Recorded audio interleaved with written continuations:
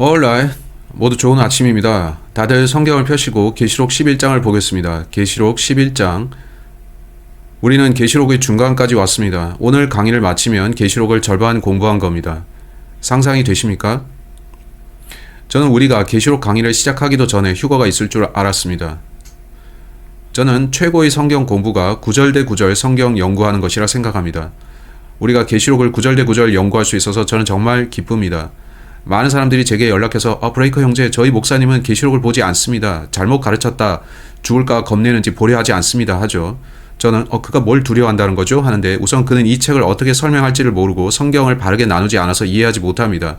근데 둘째로 저는 그들의 생각을 약간 이해하는데 저도 아직 깨닫지 못한 내용이 있고 혹시 잘못 가르쳤다가 죽을까봐 겁나기도 합니다. 하하하.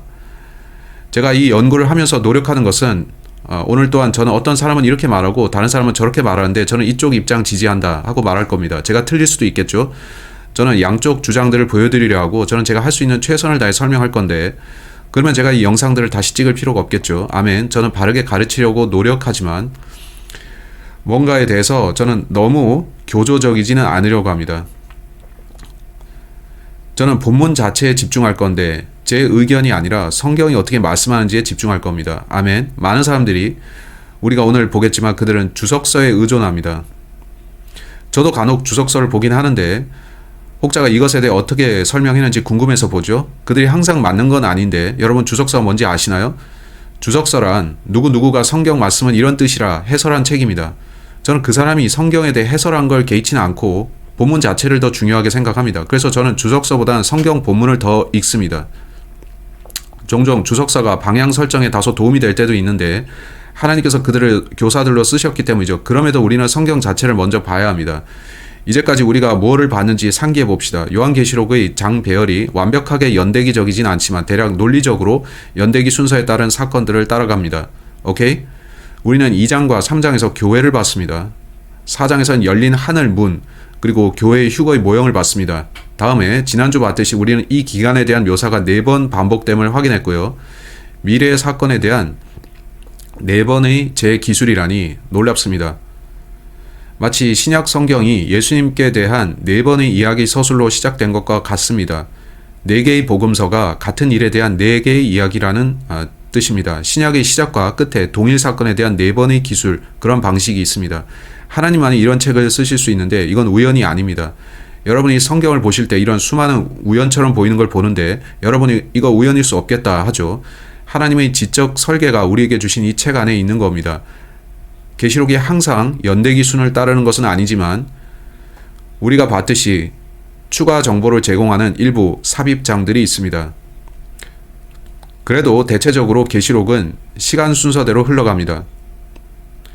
이번 11장은 계시록의 열쇠 역할을 하는 그런 장입니다. 오늘 우리가 볼 내용은 이 사건이 언제 일어나는지 의심의 여지 없이 우리에게 보여줍니다. 그건 우리가 보는 이 기간 중에 일어납니다. 우리는 오늘 이번 장을 보면서 여기에 대한 많은 오해들을 바로잡을 겁니다. 지금까지 보면서 저는 많은 이단 종파들과 거짓 교리를 가르치는 자들이 계시록은 다 과거로 끝났다 한다고 말씀드렸죠. 과거주의자라 불리는 그 자들은 계시록이 다 과거에 끝났다고 말하는데 그럼 왜 3절에서 권능을 주리니라 하나요? 그건 미래인데요. 계시록은 전부 과거라니까요. 그들은 말하는데 그런 그들의 말에 실소를 터뜨립니다.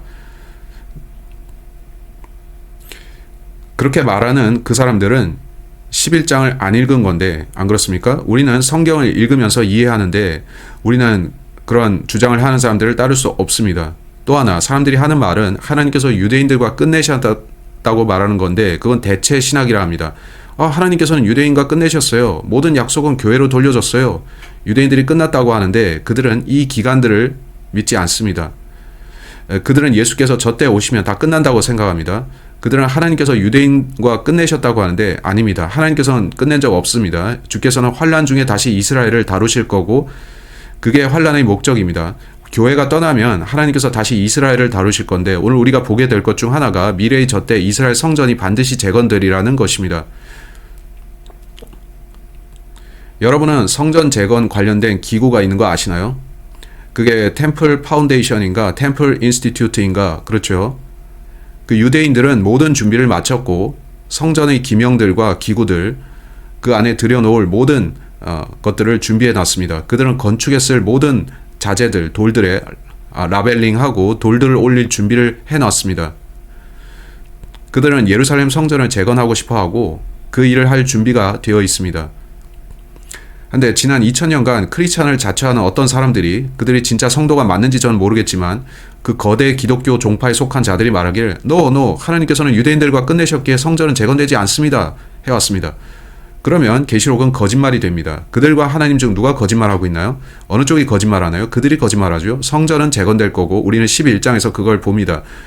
오늘 저는 하나님께서 유대인과 끝내지 않으셨다는 걸 말씀드리며 시작하겠습니다. 로마서 11장 갑시다. 성경을 공부한 사람은 대체 신학에 빠질 수 없습니다. 로마서 11장, 하나님께서는 이스라엘 민족과 끝내지 않으셨습니다. 환란 전 휴거가 있어야 하는 이유가 그거죠. 그래야 하나님께서 다시 이스라엘을 다루실 수 있으니까요. 하나님께서는 유대인들과 끝내셨다고 말하는 이 사람들이 만든 시온으로의 행진이라는 다큐 영화 보신 적 있으시나요? 그건 거짓교리이기에 주의하는 게 좋습니다. 그건 진리의 말씀을 바르게 나누지 않는 사람이 하는 말인데, 그 시온으로의 행진이라는 영화가 나왔을 때 저는 아내에게 저들은 환란 전 휴거와 유대인을 적대시하는데 이제 저들은 세대주의도 대적하겠군 했습니다. 물론 당연하게도 그들은 세대주의에 반대하는 다큐 영화도 찍었습니다. 흥미롭게도 성경을 아시는 여러분이 사람들이 가는 방향을 볼 때 저들이 한 가지 거짓을 믿으면 또 다른 거짓에 빠지고 결국 저들은 성경에서 더더욱 멀어져 가는 게 보이는군 하게 되죠. 전 여러분이 성경과 반대되는 길로 가는 걸 원치 않고 성경으로 돌아오시길 바랍니다. 오케이. 오늘 도입부에서 이걸 말씀드리고자 했는데, 하나님께서는 유대인과 끝내지 않으셨다는 걸 아셔야 합니다. 로마서 11장 1절. 그러면 내가 말하노니 하나님께서 자신의 백성을 버리셨느냐? 하나님께서 유대인을 버리셨나요? 결코 그럴 수 없느니라. 나도 이스라엘 사람이요 아브라함의 씨에서 난 자요 베냐민 지파에 속한 자니라. 하나님께서 자신이 미리 아신 자신의 백성을 버리지 아니하셨나니 너희가 성경 기록이 엘리야에 대해, 엘리야스는 엘리야를 말합니다. 말하는 것을 알지 못하느냐? 그가 이스라엘을 대적하여 하나님께 중보하며 이르되. 이하에 몇 구절 생략하고 5절로 갑시다. 그런즉 이와 같이 이 현 시대에도 은혜의 선택에 따라 남은 자가 있느니라. 제가 레머넌트라 하니까 사람들이 저를 웃기다고 하는데 원래 이 발음은 렘넌트입니다. 오케이, 전 제가 발음하고 싶은 대로 하는데요. 오케이, 네, 더 정확히 발음하면 렘넌트입니다. 남은 자가 있는데 저는 남부 출신이고 우리는 발음이 좀 다릅니다. 은혜의 선택에 따라 남은 자가 있느니라. 만일 그것이 은혜로 된 것이라면 더 이상 행위에서 난 것이 아니니 그렇지 않으면 은혜가 더 이상 은혜가 아니니라. 그러나 만일 그것이 행위에서 난 것이라면 더 이상 은혜가 아니니 그렇지 않으면 행위가 더 이상 행위가 아니니라. 오케이, 이제 7절. 그러면 결론이 무엇이냐? 이스라엘은 자기가 구하는 그것을 얻지 못하였으나 선택받은 자는 얻었고 그 나머지는 이날까지 눈멀게 되었으니 이것은 기록된 바 하나님께서 그들에게 잠들게 하는 영과, 자 계속 보면 이스라엘이 진리에 대해 눈이 닫혔다 말씀합니다. 성경에 어떻게 말씀합니까? 이스라엘이 영적으로 눈멀어 있다 합니다. 지난 2000년간 그들은 자신들의 메시아가 예수 그리스도라는 사실에 무지했습니다. 지금까지도 그들은 그걸 인정하지 않고 있습니다. 한데 환란 때 두 증인이 나타날 거고 그들은 예수님에 대해 증거할 겁니다. 그러면 유대인들의 눈이 열리고 우리가 참 그리스도를 놓쳤었네 할 겁니다. 그들은 앞서 거짓 그리스도를 영접했을 테니까요. 25절로 가서 바울이 이스라엘에 대해 하는 말을 보십시오. 25절, 형제들아 너희가 스스로 지혜로운 것을 여기지 않게 하기 위하여, 자, 하나님께서 유대인들과 끝내셨다고 믿는 자들은 스스로 지혜로운 채 하는 자들입니다. 제가 그들을 깎아내리는 게 아니고 성경이 그렇게 말씀합니다. 스스로 지혜로운 채 하지 맙시다. 이 신비에 대해 너희가 모르기를 내가 원치 아니하노니, 이건 7신비 중 하나입니다.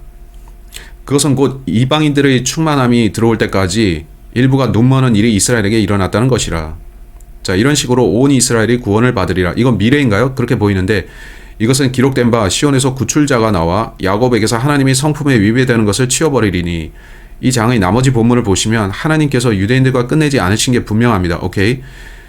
이것이 바울에게 맡겨진 신비 중 하나인데요. 바울에게 주어진 또 다른 신비는 뭔가요? 휴거의 신비죠. 왜 휴거가 있어야 하죠?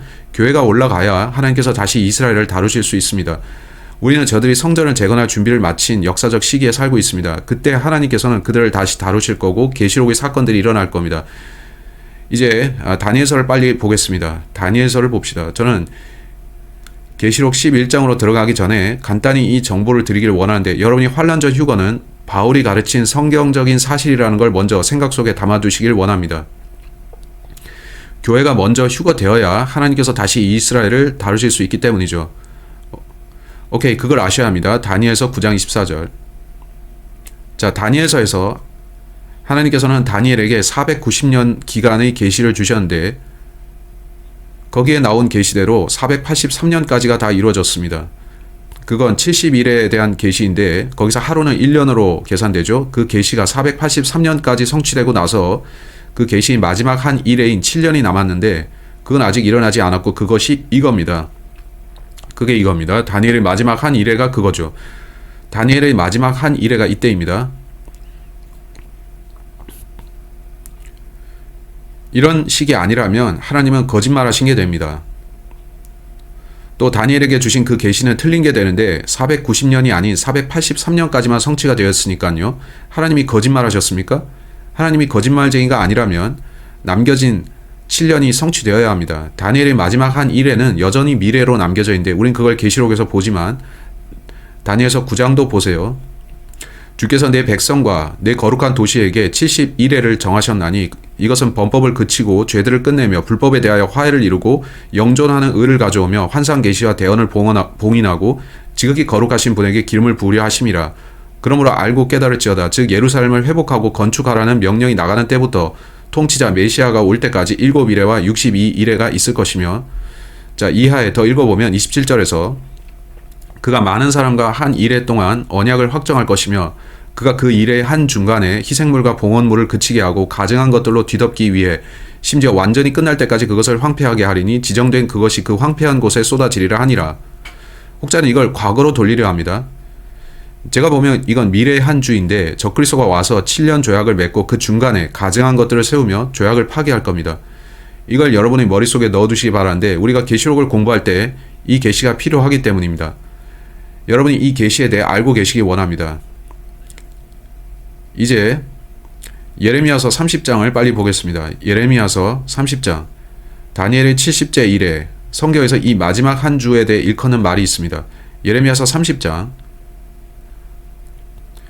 성경은 교회가 환란을 중간까지 통과한다고 하지 않습니다. 그렇지 않습니다. 어떤 자들은 교회가 환란을 통과한다 하죠. 저는 그런 이메일을 항상 받고 있습니다. 그런 이메일들을 열어보면 증오심이 느껴집니다. 그들은 화가 잔뜩 나 있는 양반들입니다. 교회는 환란기를 통과한다니까요. 성경은 휴거를 복된 소망이라 부르는데 그들의 말이 소망이 있습니까? 당신은 대환란을 통과할 거고 당신은 목배임을 당해야 합니다. 참 감사하네요. 그들이 왜 그걸 원하는지 모르겠습니다. 그들은 싸우고 싶어하는 생각으로 꽉 차 있는 건가요? 그들은 신세계 질서, 적그리스도와 한판 붙어보고 싶은 모양인데 그들이 환란을 통과하면서 그러고 싶은가 보죠. 성경은 그들이 싸울지라도 이길 수 없다 하는데 목배임 당하고 끝날 겁니다. 그래서 저는 환란을 통과하고 싶어하는 사람들을 이해할 수 없습니다. 예레미야서 30장 7절로 9절. 슬프도다. 그 날이 커서 어떤 날도 그것과 같지 아니하니 그것은 곧 야곱의 고난의 때니라. 그러나 그가 그 고난에서 구원을 받으리라. 바울이 뭐라고 하나요? 온 이스라엘이 구원받는다 하죠. 바울은 이때를 말하는 게 분명합니다. 군대들의 주가 말하노라. 그날에 내가 네 목에서 그의 멍에를 꺾어버리고 네 결박을 끊으리니 타국인들이 다시는 그를 종으로 삼아 자기들을 섬기게 하지 못할 것이요. 여기서 우리는 야곱의 고난의 때라 불리는 기간을 봅니다. 교회의 고난의 때라 하지 않았습니다. 맞습니까? 교회는 먼저 떠날 겁니다. 이때는 야곱의 고난의 때입니다. 이 야곱의 고난의 때는 휴거 이후 7년간 있을 겁니다.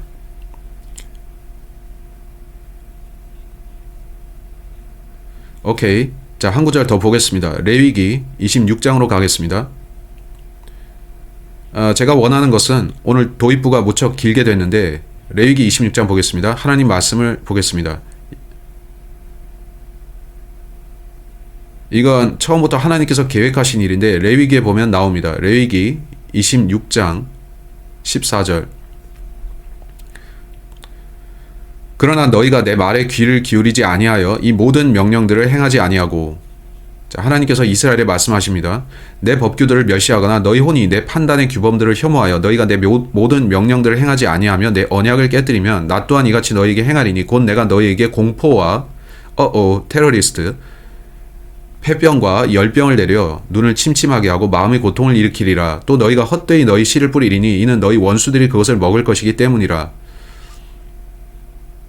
내가 너희를 대적하여 내 얼굴을 고정하리니 너희가 너희 원수들 앞에서 죽임을 당하고 너희를 미워하는 자들이 너희를 통치하며 너희를 쫓는 자가 없어도 너희가 도망하리라. 자, 18절 잘 보세요. 이 모든 것에도 불구하고 너희가 여전히 내 말에 귀를 기울이지 아니하면 너희 죄들로 인해 내가 너희를 7배나 더 벌하리라. 계시록에 보면 한때와 두때와 반때란 말이 나오죠.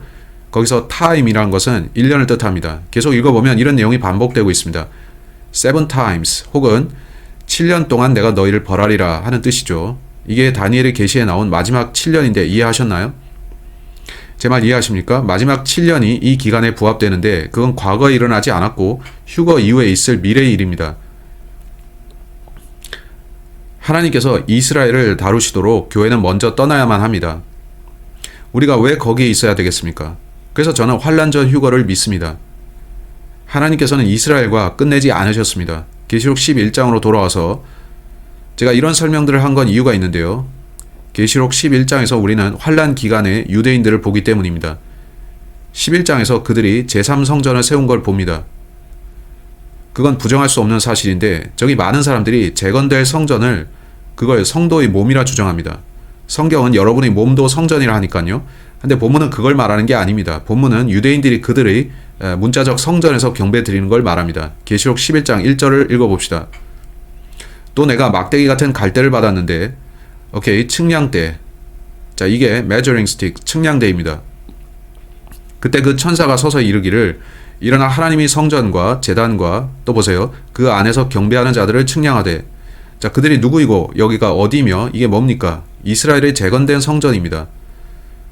그 안에 경배하는 경배자들은 유대인들인데 그것만이 말이 되는 설명입니다. 계시록에는 유대인들에 대한 많은 미래 사건들이 나오는데 요한은 그걸 기록했습니다. 요한은 유대인들을 사랑하는데 바울은 이방인의 사도였고 전도자였으며 사도행전 끝에서 바울은 이제 나는 유대인들에게 더 가지 않겠다 합니다. 요한은 그런 말을 하지 않았습니다. 그는 유대인들을 사랑했고 그들에게 계속 전파했습니다. 따라서 본문에는 유대인에 관련한 많은 게 나오는데요. 휴거 다음에 당신이 유대인이라면 첫 번째 해야 될 일이 계시록을 읽는 겁니다. 그러면 당신과 당신 민족에 무슨 일이 있게 될지를 알 겁니다. 그들이 그러길 바라고 그걸 전 바랍니다. 한데 본문 보세요.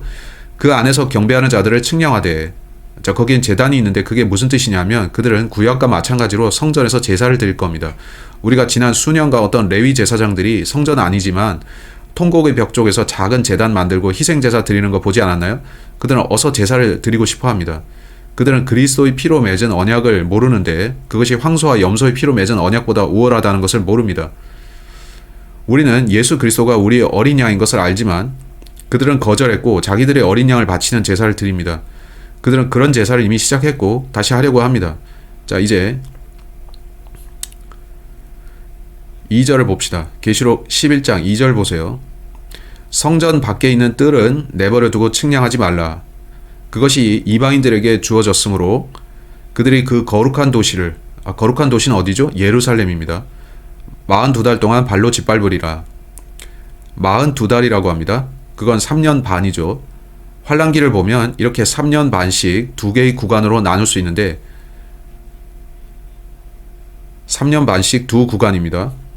42개월은 얼마나 긴가요? 42개월은 3년 반입니다. 산수를 해보십시오.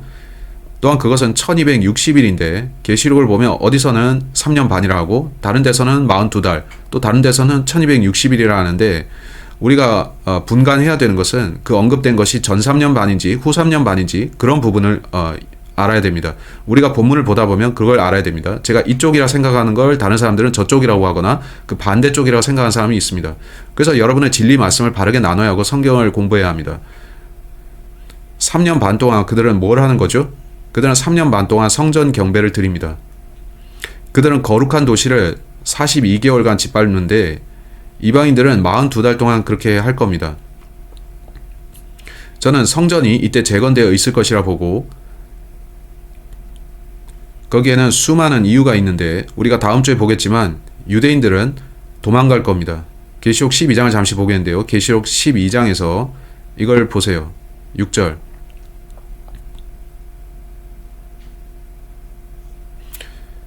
그 여자가 이스라엘이죠.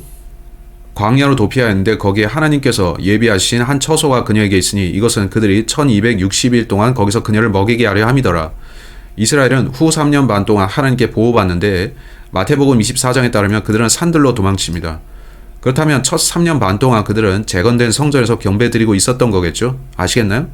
따라서 먼저 이 일이 있고 이것이 오는 겁니다. 구체적인 숫자들이 나오는 게 놀랍지 않습니까? 저는 미래에 있을 7년 환란을 믿습니다. 요새 사람들을 혼란스럽게 하는 또 다른 이론이 있습니다. 요즘 어떤 사람들은 저는 미래의 7년 환란 안 믿어요. 저는 3년 반짜리라고 믿어요. 3년 반은 이미 일어났고 3년 반이 남았어요. 하는데 저는 미래의 7년 환란 믿습니다. 오케이. 성경을 읽어보시면 그렇게 보는 게 맞습니다. 이제 1절, 2절 다시 읽어보겠습니다. 또 내가 막대기 같은 갈대를 받았는데 그때 그 천사가 서서 이르기를 일어나 하나님의 성전과 성전은 거룩한 도시 예루살렘에 세워질 겁니다. 제단과 그 안에서 경배하는 자들을 측량하되 성전 밖에 있는 뜰은 내버려두고 측량하지 말라. 그것이 이방인들에게 주어졌으므로 그들이 그 거룩한 도시를 42달 동안 발로 짓밟으리라. 제가 유인물 한 장 드렸는데 막상 저한테는 없네요. 저한테도 한 장 주시겠습니까? 제가 드린 유인물에 보시면 성전에 대한 두 가지 견해가 나옵니다. 저는 지난 5년에서 10년 동안 더 많은 정보가 업데이트된 걸 보는데 이런 두 생각이 있습니다. 여기 작은 예루살렘 지도가 있는데 여기 보면 바위돔 사원이라 불리는 장소가 있습니다. 십자군 전쟁 때 모슬렘들이 이 장소를 차지하고 이 돔을 지었습니다. 무슬림들은 자기들이 그 돔을 지은 장소가 원래 성전이 있던 그 장소라 여겼습니다. 그건 그들의 생각이었고요. 정말 그랬을까요? 정말 그들이 원래의 성전 자리에 그걸 지었을까요? 아니면 그들의 착각일까요? 따라서 관련해서 두 이론이 있습니다. 성전이 재건되기 위해서는 이게 파괴되어야 한다는 생각이 있습니다. 이 장소가 맞다면 말이죠. 이 장소가 정말 맞다면 어떤 일이 발생해서 바위돔 사원이 없어지고 유대인들의 성전이 그 자리에 세워져야 합니다. 한데 계시록 본문에 보면 이방인들이 성전 바깥 뜰을 차지할 것이라 합니다. 그래서 그에게 측량하지 말라고 한 거죠. 제 기억에 척 미슬러라는 사람이 있는데 척 미슬러의 코이노니아 하우스라는 사이트가 있습니다. 코이노니아 하우스에서 올린 대단한 영상이 유튜브에 있습니다. 거기서 요세푸스의 책을 다루는데 요세푸스는 그 언덕에 서면 성문을 통해 성전이 곧바로 보인다 했습니다. 그들은 이 지도를 보면서 실제 성전의 위치는 더 북쪽일 거야 했고 여러분이 보는 지도에서 템플 마운트는 여기죠. 그들은 원래 유대 성전이 이 빨간 표시로 된 자리에 있었다 생각했습니다. 무슬림들은 잘못된 위치에 바위돔 사원을 지은 건데 그렇다면 유대 성전을 무슬림의 바위돔 사원 옆에 손쉽게 지을 수 있습니다. 그러면 그들은 나란히 경배를 드리게 되겠죠? 그건 말이 되는데 안 그렇습니까? 많은 사람들이 성경을 믿지 않습니다. 그들은 그런 일은 없을 거야. 성전 재건은 결코 있을 수 없어. 그런 일은 결코 없어. 무슬림들이 그 장소에 그걸 짓게 해주겠어? 하죠. 근데 우리가 발견했는데 원래 그 장소가 아니고 그 옆 장소입니다 하면 무슬림들은 유대인들이 성전을 세우는 걸 반대하지 않을 수도 있습니다. 그러면 양쪽 모두 그들의 성전을 가질 수 있을 테니까요. 적그리스도가 재건된 성전에 들어와서 언약을 체결하고 당신들 양쪽이 서로 잘 지내도록 하라 할까요? 제가 계시록 11장을 보니 성전 밖에 있는 뜰은 내버려두고 측량하지 말라는데 그게 바위돔 사원이 있는 위치를 말하는 것 아닐까요? 본문은 그곳이 이방인들에게 주어졌다 합니다. 그 이방인이 누구죠? 혹시 무슬림들 아닐까요? 네, 구원받기 이전에 저희도 이방인이고 그렇다면 바위돔 사원을 허물지 않아도 그들은 바로 옆에 성전을 세울 수 있습니다. 그래서 저는 이쪽 견해에 기우는데 저는 그들이 바로 옆에 성전을 지을 것 같습니다. 자, 여기 써 있는 것을 제가 다 읽지는 않겠지만 여러분 시간 되면 읽어보십시오. 그래서 성전 재건에는 아무 문제가 없습니다. 바위돔 사원을 굳이 허물지 않아도 그 옆에 세울 수 있기 때문이죠. 무슬림들이 위치 선정을 잘못한 덕분입니다. 그들이 잘못된 장소에 건물을 지어놓은 겁니다. 어쩌면 하나님께서 그렇게 만드신 건데 주께서 미래를 아시니까 그렇죠. 적그리스도가 원하는 게 그거 아닐까요? 적그리스도는 단일 세계 정부를 도입할 거고 또한 단일 세계 종교를 가져올 겁니다. 많은 이들이 그걸 크리슬람이라 부르는데 크리스찬과 이슬람을 합한 말이죠. 세 개의 종교를 합친 건물이 어디 지어진다 했죠? 두바이 맞습니까? 예멘인지. 거기에서 그들은 카톨릭, 유대인, 무슬림들을 사이좋게 나란히 경배드리게 해놨습니다. 그들은 그걸 아브라함 가족의 집이라 부르는데 그들은 자기들이 다 아브라함계에서 나왔다고 자처합니다. 그들은 함께 경배드릴 건데 이걸 보면서 저는 적그리스도가 올 때 그가 바위돔 사원을 부술 필요는 없다. 당신네 유대인들은 저기다가 짓고 그러면 문제가 없다. 여러분은 그로 인한 적대감이 상상이 되십니까? 그래도 그들은 싫어할 겁니다. 무슬림들은 유대 성전을 허용하기 싫어할 거고 그래서 7년 조약이 중간에 파기되는 이유 중 하나가 그걸 겁니다. 오케이? 우리는 잠시 더 읽겠습니다. 저는 그런 게 말이 된다고 봅니다. 성전 밖에 있는 뜰은 내버려 두고 측량하지 말라. 그것이 이방인들에게 주어졌으므로 그들이 그 거룩한 도시를 42달 동안 발로 짓밟으리라. 우리가 11장 1, 2절에서 보는 게 뭔지 아십니까? 7년 환란입니다. 3년 반뿐이라면 재건된 성전은 어디 있고 그 경배자들은 어디 있습니까? 그들이 후 3년 반 동안 도피한다면 그들은 전 3년 반 동안 경배드리고 있었단 얘기입니다.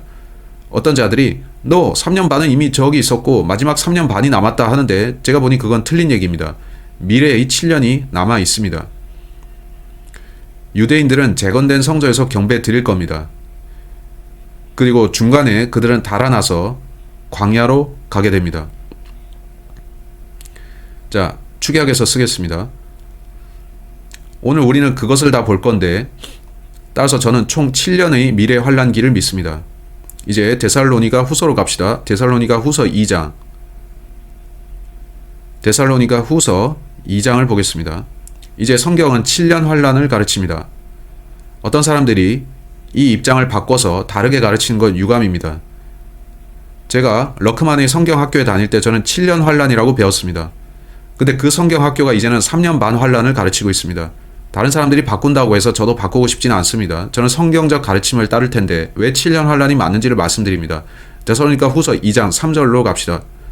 아무도 어떤 방법으로든 너희를 속이지 못하게 하라. 먼저 떨어져 나가는 일이 일어나고 저 죄의 사람 곧 멸망의 아들이 드러나지 아니하면 그 날이 오지 아니하리라.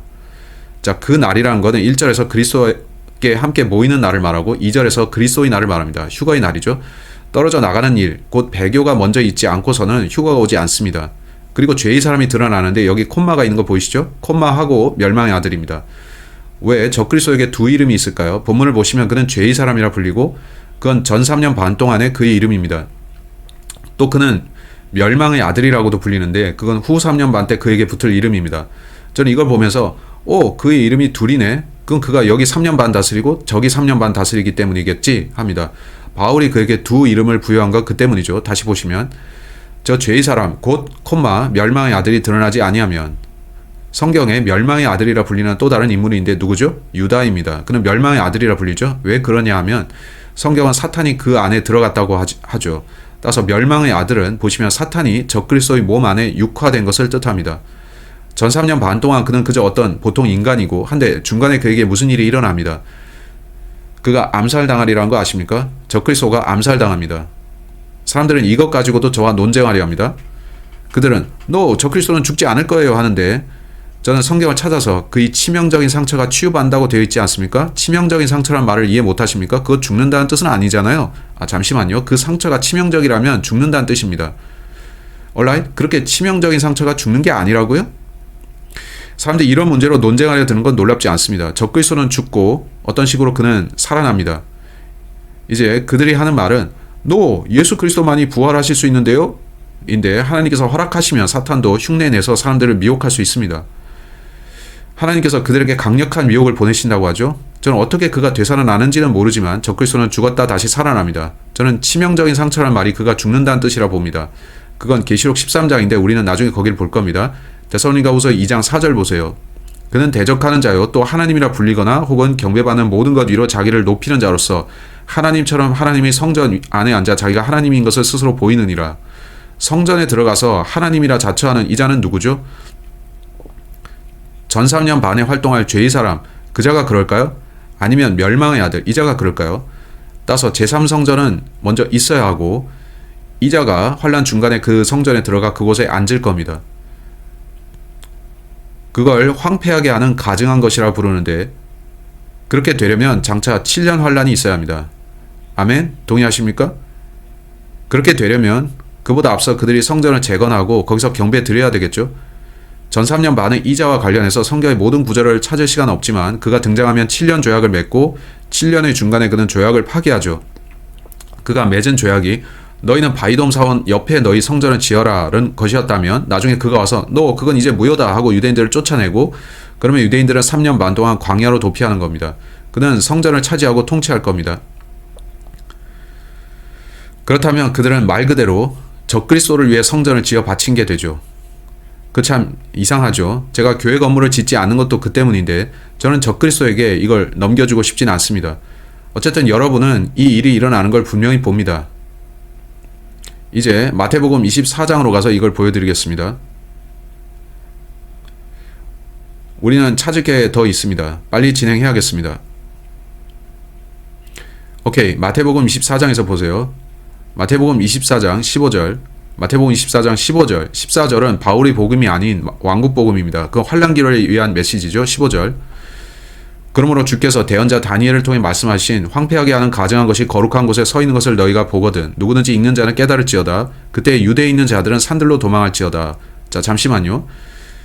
그때 성소에 황폐하게 하는 가증한 것이 있을 거라는데 그건 적그리스도가 성전에 들어와 앉는 것을 말하는 게 아닐까요? 그런 일이 일어나면 유대인들은 산들로 도망해야 합니다. 도망치는 자들이 누구라고요? 유대인들입니다. 도망친 자들은 3년 반 동안 하나님께 보호받습니다. 또 보면 지붕에 있는 자는 자기 집에서 무엇을 취하려고 내려가지 말며 들에 있는 자는 옷을 가지러 되돌아가지 말지어다. 20절로 넘어가서 그러나 너희의 도피하는 일이 겨울이나 안식일에 일어나지 않도록 너희는 기도하라. 그때에 큰 환란이 있을 터인데 Great Tribulation 세상이 시작된 이래로 이때까지 그런 환란이 없었고 이후에도 결코 없으리라. 오케이, 이 전체 기간을 환란이라 불러도 후반기 3년 반을 성경은 The Great Tribulation이라 부릅니다. 제가 큰 환란, 대환란이라 말할 때는 후 3년 반을 말합니다. 그냥 환란이라 할 때는 7년 기간 전체고요. 후반부가 가장 최악의 기간이고 하나님의 진노가 지상에 쏟아지는 때입니다. 왜냐하면 그때 사탄이 성전의 긍휼의 자리에 앉아서 세상을 지배할 것이기 때문이죠. 그러면 하나님께서는 좋다 하시며 붐 하고 자신의 진노를 쏟아 부으실 겁니다. 그러나 하나님께서는 남은 자들을 지키십니다. 보이시죠? 성경에 보이십니까? 환란 전 휴거는 있어야 합니다. 7년 환란이 있어야 되는데 3년 반 동안 유대인들은 광야에서 보호받을 겁니다. 3년 반 동안은 전 3년 반 동안은 제3성전 경배가 드려져야 하고 제3성전이 없으면 적그리스도가 어떻게 거기에 앉아서 나는 하나님이라 하겠습니까? 제 말 아시죠? 이와 다르게 가르치는 저 사람들은 성경을 읽었을까요? 성경에 다 나오는데 이제 계시록 11장으로 다시 가서 일어나는 일을 봅시다. 자, 이번 주 성경 공부는 제가 자꾸 버럭하게 됩니다. 저는 아주 슬픈데 아십니까? 저는 먼저 화가 나고 그 다음에 슬픕니다. 왜 사람들이 성경을 안 볼까요? 우리가 이 두 증인들을 이야기할 건데 그들은 두 증인을 후 3년 반에 놓습니다. 저는 의아해하면서 어떻게 그럴 수 있지? 합니다. 저는 두 개의 이론 다 말씀드릴 건데 어떤 이들은 두 증인을 전 3년 반에 놓고 또 혹자는 두 증인을 후 3년 반에 놓습니다. 저는 어떻게 그게 후 3년 반일지 모르겠고 제 개인적 견해는 두 증인이 전 3년 반에 나타난다는 겁니다. 제가 왜 그렇게 믿는지 보여드리겠습니다. 하지만 온라인에서나 주석서들에 보면 심지어 락킨도 그의 주석서에서 두 증인은 후 3년 반에 나타날 것이라고 썼습니다. 그렇게 하면 다른 구절들과 맞지 않는데 제가 여러분께 양쪽 견해를 보여드릴 테니 여러분 스스로 정하시기 바랍니다. 그렇게 하기 전에 제가 여러분께 계시록 11장 전체를 읽어드리겠습니다. 본문을 유념한 채로 와서 우리는 구절 대 구절을 볼 것입니다. 계시록 11장 3절부터 보겠습니다. 1, 2절은 봤죠? 내가 나의 두 증인에게 권능을 주리니 그들이 굵은 베옷을 입고 1260일 동안 대언하리라. 자, 이쪽 1260일인가요? 저쪽 1260일인가요? 또 보면 이들은 땅의 하나님 앞에 서 있는 두 올리브 나무요 두 등잔대니라. 만일 어떤 사람이 그들을 해치려 하면 그들의 입에서 불이 나와 그들의 원수들을 삼킬 것이요 또 어떤 사람이 그들을 해치려 하면 그가 반드시 이런 식으로 죽임을 당하리라. 이들은 하늘을 닫을 권능을 가지고 있으므로 자기들이 대언하는 날들에 비가 내리지 않게 하고 또 물들에 대한 권능을 가지고 있으므로 그것들을 피로 변하게 하며 언제든지 자기들이 원하는 때에 모든 재앙들로 땅을 치리라. 그들이 자기들이 증언을 마칠 때 바다가 없는 구덩이로부터 올라오는 짐승이, 자, 이건 중요한 부분입니다. 그들을 대적하여 전쟁을 일으켜서 그들을 이기고 그들을 죽일 것이므로 그들의 죽은 몸들이 그 큰 도시의 거리에 놓일터인데 그 도시는 영적으로 소돔과 이집트라 불리며 그곳은 또한 우리 주께서 십자가에 못 박히신 곳이니라. 이건 예루살렘이죠. 백성들과 족속들과 언어들과 민족들에 속한 자들이 그들의 죽은 몸을 사흘 반 동안 구경하며 그들의 죽은 몸을 무덤에 두지 못하게 하리라. 그들의 죽은 몸을 길거리에 놔둔답니다. 흥미롭죠? 그들이 죽임당하는 방식은 분명 참수일 겁니다. 그들의 몸과 머리가 분리되는 거죠. 이 두 대언자가 땅에 거하는 자들에게 고통을 주었으므로 그들이 어떻게 고통을 줬죠? 그들은 설교했던 것 뿐입니다. 세상은 너무 사악해서 듣기 싫어하고 거부했는데 세상 사람들은 빛보다 어둠을 더 사랑하죠. 땅에 거하는 자들이 그들로 인해 기뻐하고 make merry, 즉 메리 크리스마스 생각나죠? 저는 이 일이 크리스마스 시즌에 일어날지가 궁금합니다. 전 모르지만 그럴 수도 있죠. 즐거워하며 서로 선물을 보내리라. 사흘반이 지난 뒤에 하나님으로부터 온 생명의 영께서 그들에게 들어가심으로 그들이 자기 발로 일어서니 큰 두려움이 그들을 보는 자들을 덮치더라. 그들은 목베임 당해 죽었다죠. 잘린 머리가 대굴대굴 굴러가더니 몸에 다시 척 붙는 거 생각해 보세요. 그러면서 일어나죠. 그러면 큰 두려움이 그럴 것 같죠?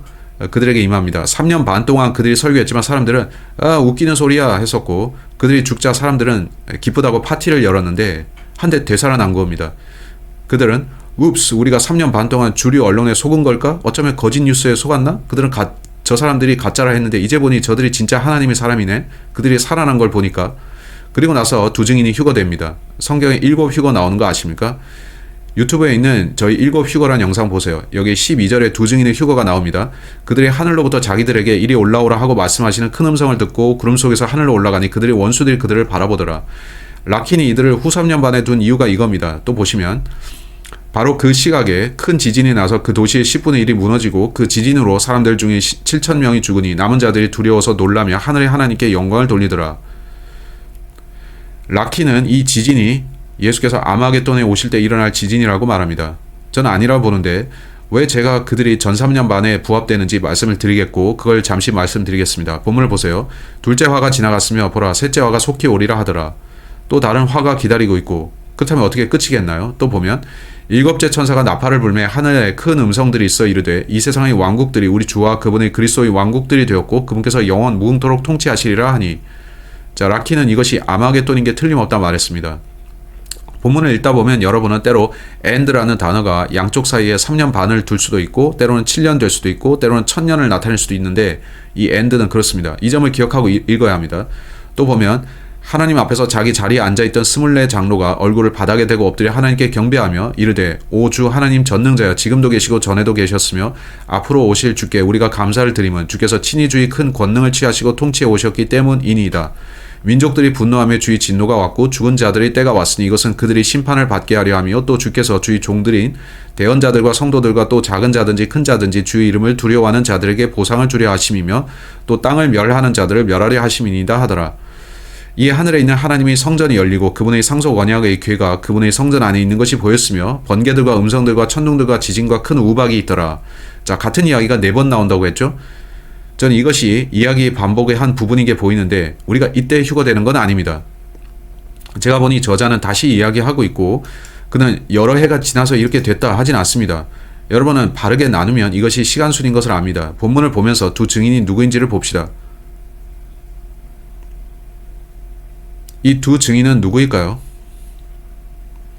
그건 좋은 질문인데 저는 유튜브에 두 증인이 누구인지에 대한 영상을 올려놨고 또 저는 14만 4천의 정체에 대한 영상도 올려놨습니다. 침례인 요한이 엘리야인가? 라는 주제로도 올려놨습니다. 더 많은 정보를 원하시면 그 해당 유튜브 영상들을 보세요. 오늘 다 말하기엔 시간이 없습니다. 두 증인은 모세와 엘리야여야만 합니다. 이 두 증인은 모세와 엘리야인 것이 틀림없습니다. 이렇게 말하면 화내는 사람들이 있습니다. 어떤 자들은 No, 모세와 에녹이다 하죠. 오케이? 성경이 이 둘에 대해 어떻게 말하는지를 봅시다. 에녹은 죽지 않고 들림받는 사람으로서 우리의 모형입니다. 기억하세요? 성경은 거울과 같아서 구약의 일들이 신약에도 일어난다고 했죠. 에녹은 들림받았고 그는 다시 내려와서 죽지 않았습니다. 우리가 휴가되고 나면 다시는 죽지 않을 겁니다. 그러한 우리에 상응하는 구약의 모형이 에녹이란 인물입니다. 에녹은 두 증인 중 한 명이 될 수 없습니다. 성경은 두 증인이 누구인지 아주 분명히 밝힙니다. 아주 선명히 말하죠. 그걸 보겠는데 11장에 묘사된 두 증인을 봅시다. 자, 본문에 보면 그들의 입에서 불이 나와 그들의 원수들을 삼킬 것이요. 자, 이게 하나입니다. 그들이 하늘을 닫을 권능을 가지고 있으므로 그들은 물을 피로 변하게 하거나 다른 재앙들을 내릴 권능이 있습니다. 구약에 보시면 아실 겁니다. 엘리야는 뭘 했죠? 우리가 그걸 볼 시간은 없는데 관련 구절이 너무 많아서요. 적으실 수 있으면 그걸 메모하세요. 긴 본문이므로 여러분이 찾아서 읽어보세요. 열왕기하 1장 7절로 15절, 열왕기상 1장 7절로 15절에 보면 엘리야가 산에 있는데 군인들이 가까이 옵니다. 헤이, 왕께서 당신을 찾으신다 하자 하늘에서 불이 내려와 그 군인들을 사릅니다. 그건 두 증인이 행할 일과 비슷해 보이죠? 그 일은 한 번이 아닌 두 번 일어나는데 두 번째 군인이 와서 저와 함께 가시죠 했고 그는 그건 재밌는 장면이죠. 그건 구약에서 있었던 일이고 신약에서도 엘리야가 그렇게 할까요? 엘리야가 할 일이 남았습니까? 네, 그렇습니다. 열왕기상 17장에서 엘리야를 보시면 열왕기상 17장 1절 길르앗 거주민들에게 속한 디셉 사람 엘리야가 아합에게 이르되 내가 서서 섬기는 주 이스라엘의 하나님께서 살아계심을 두고 맹세하노니 내 말이 있지 아니하면 이 몇 년 동안 이슬이나 비가 있지 아니하리라 하니라. 열왕기상 17장 1절과 18장 1절 우리는 엘리야가 하나님께 기도해서 하늘들을 닫아 비가 멈추게 한 걸 봅니다. 그렇다면 구약의 엘리야가 신약에 와서도 같은 일을 하게 될 겁니다. 비가 내리지 않는 기간이 얼마나 된지 아시나요? 구약에는 그게 명시되어 있지는 않은데 야고보서로 가서 놀라운 걸 보여드리겠습니다. 저는 소름이 돋는데 야고보서에서 5장 17절을 보겠습니다. 야고보서 5장 17절 신약에서 엘리야를 엘라이아스라 부릅니다. 오케이. 히브리어에서는 일라이자로 번역되지만 헬라어에서는 일라이아스로 번역되기 때문에요. 일라이아스와 일라이자가 동일이라는 거 알고 계세요. 엘리야는 우리와 같이 동일한 성정의 지배를 받은 사람이지만 비가 오지 않기를 그가 간절히 기도하니 얼마 동안이죠? 3년 6개월 동안 땅에 비가 오지 아니하였고 와우 3년 반 동안 비가 안 내립니다. 기억하시죠? 성경은 거울과 같아서 구약의 일이 신약에서 일어나고 구약에서 엘리야는 3년 반 동안 하늘을 닫아 비가 내리지 않겠습니다. 저는 그게 놀랍고 놀랍습니다. 그렇다면 두 증인 중 하나는 엘리야가 맞습니다. 다른 한 명은 물을 피로 변하게 하는데 각종 재앙을 가져옵니다. 그건 누구를 떠올리죠? 모세입니다. 왜냐하면 모세에게 무슨 일이 있었습니까? 출애굽기 9장 13, 14절에 보면 하나님께서 어떤 재앙들을 내리신다고 말씀하는데 그는 우리가 10가지 재앙이라 부르는 그걸 행하십니다. 하나님께서 모세를 통해 이스라엘을 데려오시려고 하신 일입니다. 출애굽기 7장 19절로 21절에서 우리는 물이 피가 되는 걸 보는데 그건 모세가 한 일입니다. 저는 두 증인에게서 구약의 모세와 엘리야를 발견하는데 그들은 각각 율법, 모세의 경우에 그렇죠. 또 엘리야는 대언자를 표상합니다. 엘리야는 가장 유명한 대언자 중 하나였는데 그들은 율법과 대언자의 대표자입니다. 하나님께서는 문자 그대로 율법과 대언자의 대표들을 이스라엘에게 보내면서 헤이 그들이 살아서 너희에게 간다. 그들의 말을 듣겠느냐 하십니다. 그래도 그들은 듣지 않는 것 같은데 그렇죠? 예수께서는 유대인들을 목이 곧은 백성이라 하셨죠? 그건 사실이고 유대인들을 회심시키는 건 어려운 일입니다.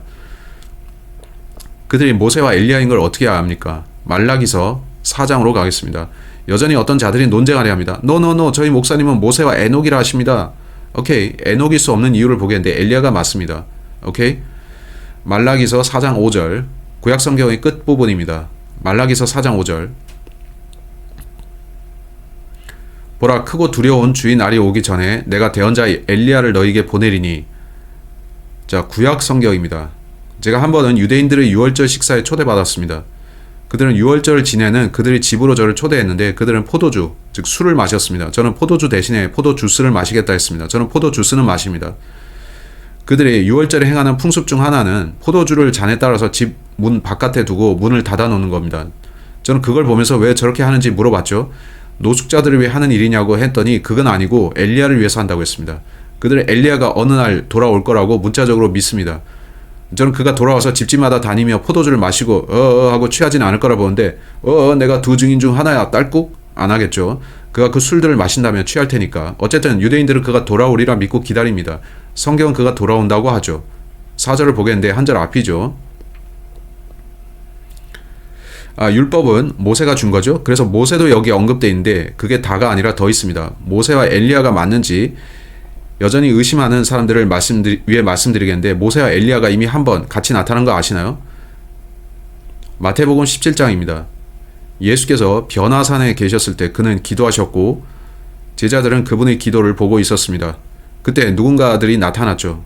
마태복음 17장을 한번 봅시다. 마태복음 17장 1절 엿새 뒤에 예수님께서 베드로와 야고보와 그 형제 요한을 취해 따로 그들을 높은 산으로 데리고 올라가사 그들 앞에서 모습이 변하시니 그분의 얼굴이 해같이 빛나고 그분의 옷이 빛같이 희게 되었더라. 보라, 모세와 엘리야가 그들에게 나타나 그분과 이야기하므로. 모세와 에녹이 아니죠? 그들이 왜 나타났을까요? 그들은 아마 지금인가요? 이제 다니엘의 70제 1회가 성취되나요? 했을 건데 예수께서는 그들이 나를 받아들이면 그렇게 되고 아니라면 아직 아니다 하신 거죠. 그들은 메시아를 결국 거절했고 그래서 마지막 때는 연기되었습니다. 모세와 엘리야가 그래서 나타났는데 이미 나타난 겁니다. 자, 모세에 대해서 보자면 모세는 한번 죽었습니다. 신명기 34장 5, 6절에서 모세가 죽자 그들이 그를 매장했다고 하는데 누구도 그의 무덤을 모른다 합니다. 어떤 이들은 모세는 죽었고 그가 두 증인 중 하나가 되어 하늘에서 내려올 수는 없다고 합니다. 근데 그 생각은 틀렸죠. 유다서로 가세요. 유다서요. 성경은 유다서에서 재밌는 이야기를 보여주는데 한 구절 나옵니다. 유다서 9절입니다. 전 이런 상황을 싫어하는데 하나님께서 어떤 교리를 한 구절에서만 말씀하시는 경우죠. 사람들은 우리에게 두세 구절 더 보여주실 수 없나요? 하는데 그걸 더 자세히 설명해 주실 수 있나요? 하는데 성경은 조금만 말씀하는데 그건 흐릿한 유리를 통해 보는 것 같고 우리에겐 많은 의문이 남습니다. 유다서 9절을 보세요. 그러나 천사장 미가엘도 모세의 몸에 대해 마귀와 다투며 논쟁할 때 감히 그를 대적하여 욕설로 비난하지 아니하고 오히려 주께서 너를 책망하시기 원하노라 하고 말하였느니라. 이게 뭔가요? 천사장 미가엘이 마귀와 논쟁한 이유는 모세의 몸 때문이었습니다. 모세가 죽자 천사장 미가엘이 등장해서 그를 다시 꺼냈고 그의 몸을 부활시켜 하늘로 데려갔습니다. 마귀는 너 그러면 안 되지. 내가 사망의 권세를 가졌는데 했고 예수께서는 아니다 친구 하셨죠. 예수께서 죽고 부활하실 때 그는 승리하셨기에 따라서 마귀는 그는 그 아래에 있어야 하는데 했던 거겠죠. 주께서는 내가 원하는 대로 하겠다 하신 거고 주께서는 모세를 불러 올리셨고 모세는 부활한 겁니다. 두 증인은 모세와 엘리야여야 합니다. 이 모든 성구들과 맞으려면 그래야 합니다. 어떤 이들이 말하듯이 모세와 에녹은 아닙니다. 계시록 11장으로 돌아와서 본문은 두 증인이라고 하는데 여러분은 그들의 별칭을 아십니까? 4절은 그들을 두 올리브 나무 또 두 등잔대라 부릅니다. 이제 스가랴서 4장으로 가볼 텐데 하나님께서는 요한계시록에서만 말씀하신 게 아니라 때로 구약에도 같은 걸 두셨습니다. 그래서 성경에 나오듯이 두세 증인의 증언으로 모든 말이 성립되는 거죠. 스가랴서로 가서 스가랴서 4장 저는 해당 본문 다 읽으려고 합니다. 그래서 오늘 길어질 건데 여러분도 괜찮으시기 바랍니다. 저는 흥미로운데 이건 재밌습니다. 이건 즐거운 성경 공부인데 이제까지 봤던 계시록 본문 중에 가장 흥미로울 겁니다. 스가랴서 4장입니다. 나와 말하던 천사가 다시 와서 나를 깨웠는데 나는 마치 잠에서 깨어난 사람 같았노라. 그가 내게 이르되 내가 무엇을 보느냐 하므로 내가 이르되 내가 보았더니 보소서 전부 금으로 된 등잔대가 있는데 그것의 꼭대기에 잔이 하나 있고 등잔대 위에 7 등잔이 있으며 7 등잔과 연결돼 7 관이 등잔대 꼭대기에 있나이다. 자, 이건 계시록과 비슷한데 7 금 등잔대 같은 게 거기 나왔었죠. 또 그것의 옆에 두 올리브 나무가 있는데 하나는 그 잔의 오른쪽에 있고 다른 하나는 그것의 왼쪽에 있나이다 하니라. 이건 모세와 엘리야를 가리키는데 그들이 올리브 나무죠. 나와 말하던 천사에게 내가 이같이 대답하고 말하여 이르되 내 주여 이것들은 무엇이니까 하니 그때 나와 말하던 천사가 내게 대답하여 이르되 이것들이 무엇인지 내가 알지 못하느냐 하므로 내가 이르되 내 주여 알지 못하나이다 하매 전 이 장면이 재밌다고 생각했는데 질문에 대해 천사가 네가 알지 못하느냐? 모르는데요. 천사들은 당신이 그걸 이미 알았어야 한다고 생각하는 것 같죠. 그때 그가 내게 응답하며 말하여 이르되 주께서 스룹바벨에게 하신 말씀이 이러하니라.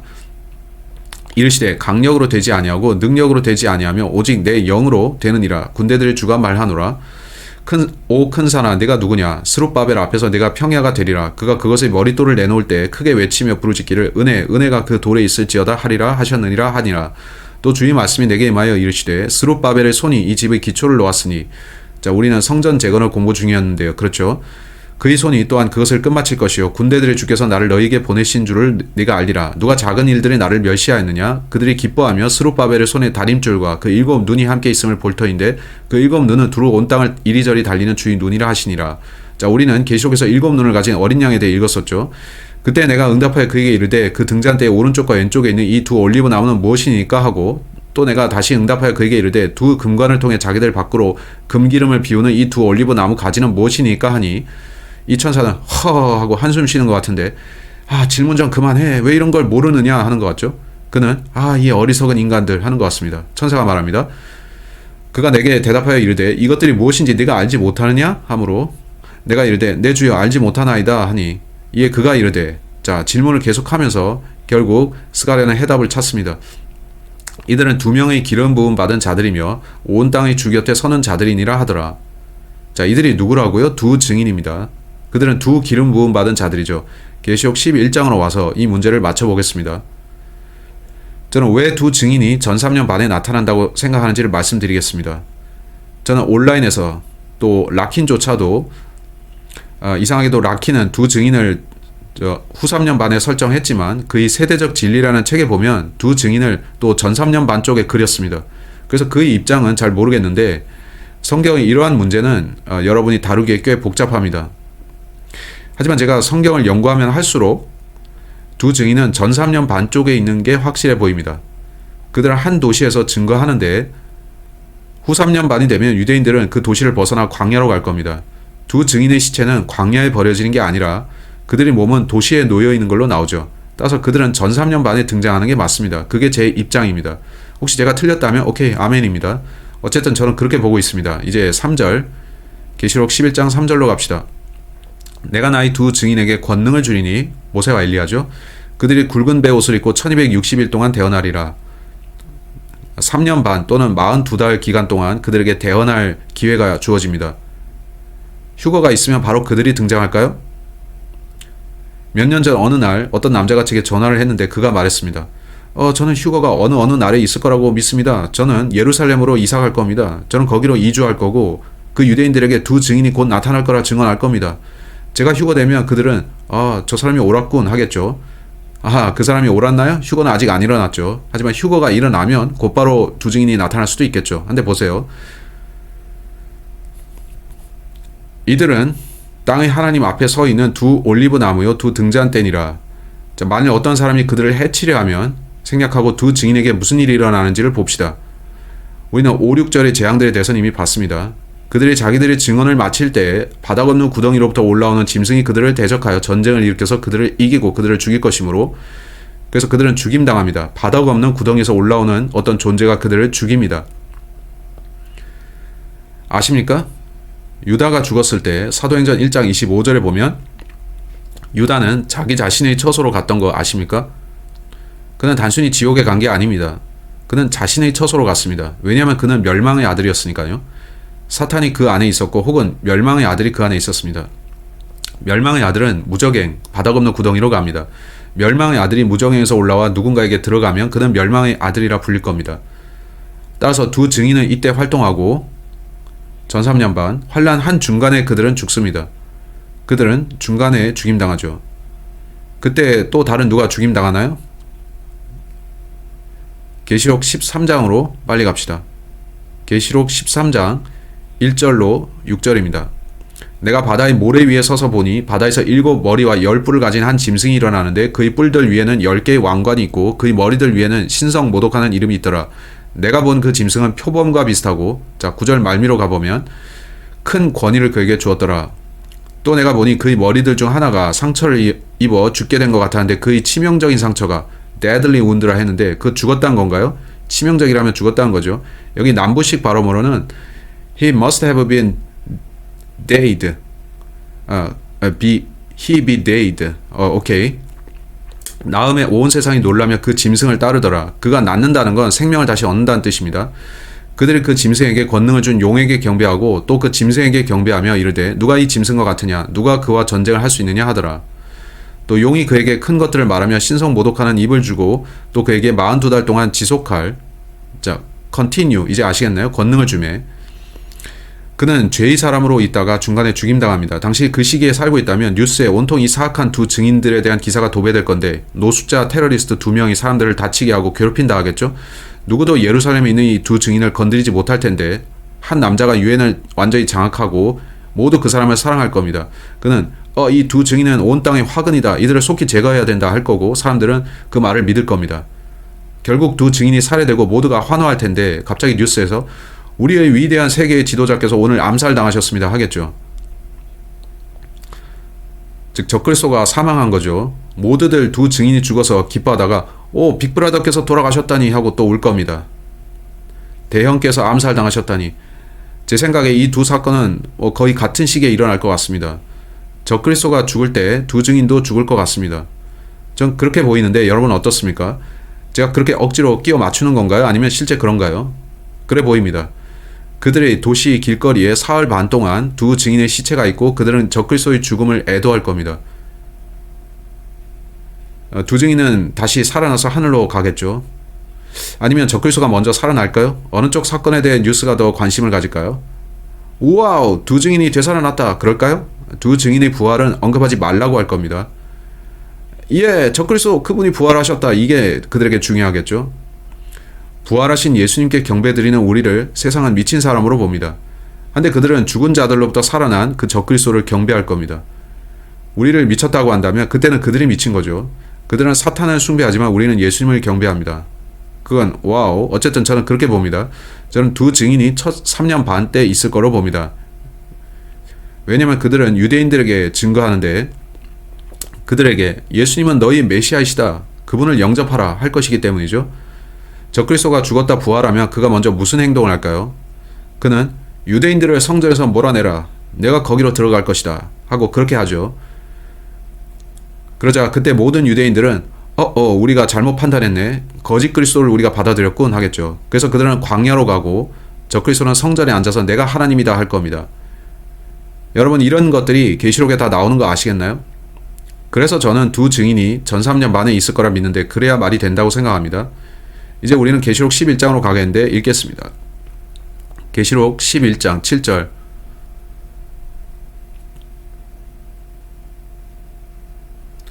그들이 자기들의 증언을 마칠 때에 바닥 없는 구덩이에서 올라오는 짐승이 그들을 대적하여 전쟁을 일으켜서 그들을 이기고 그들을 죽일 것이므로 이 두 증인은 적그리스도가 죽은 직후에 죽는 것 같습니다. 거의 같은 시기에 말이죠. 두 사건은 거의 같은 시기에 일어날 것 같습니다. 바닥 없는 구덩이에서 올라오는 짐승이 그들을 대적하여 전쟁을 일으켜서 그들을 이기고 그들을 죽일 것이므로 그들의 죽은 몸들이 그 큰 도시의 거리에 놓일 터인데 그 도시는 영적으로 소돔과 이집트라고 불리며 그곳은 또한 우리 주께서 십자가에 못 박히신 곳이니라. 그들은 도시에 있지 후 3년 반의 광야에 있지 않습니다. 그렇지 않았다면 성경은 그들의 죽은 몸들이 광야에 있을 거라고 했겠죠.